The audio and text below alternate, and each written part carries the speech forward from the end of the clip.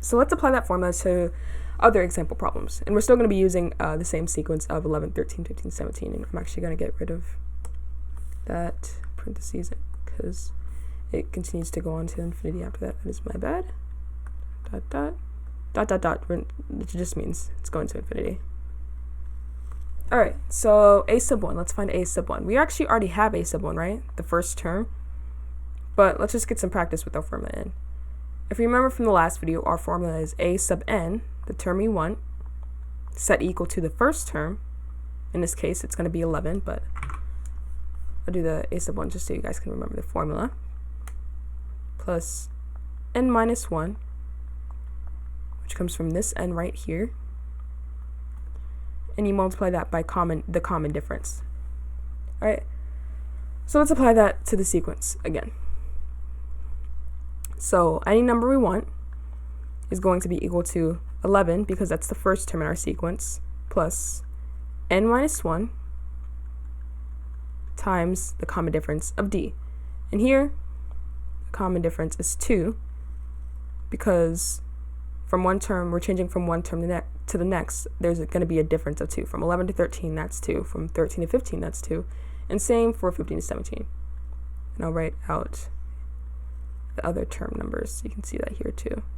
So there's a common difference of 2. So now we have the equation, and we can plug all of these in to find the answer. So a sub 1 is equal to the first term plus 1 minus 1, right? Because we're taking this number from over here, the term we want, and multiplying that by 2. Well, 1 minus 1 is 0, right? And anything times 0 is 2. If you remember your order of operations, you're going to be doing multiplication for addition. So you're going to be doing 0 times 2, which is equal to 0. And that means only the 11 is left, which means a sub 1 is equal to 11. But we already knew that, so let's try to find something that we don't know. A sub 100, which I know is like a major jump. That's like 99 above, but let's solve for it. All right, so a sub 100, that's the term we want. Gonna take the first term still, which is 11. Add that.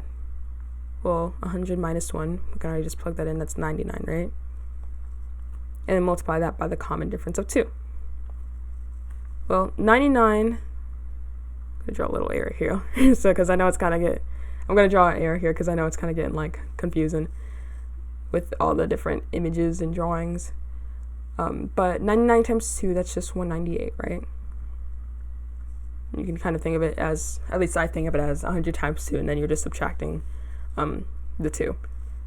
But yeah, we get 99 times 2, and that's 198, and then you can add that to 11. 8 plus 1, that's 9. 9 plus 1, that's 10. Carry over the 1, and you get 209. So that means a sub 100 is equal to 209.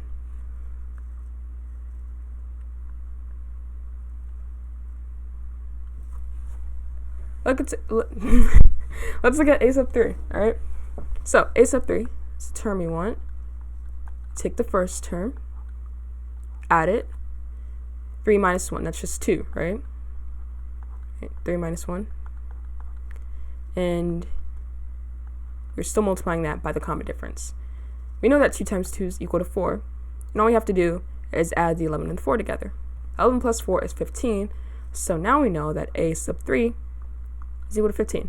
Which we actually already did know, but we're just trying to get some practice in with the formula. All right? That's it.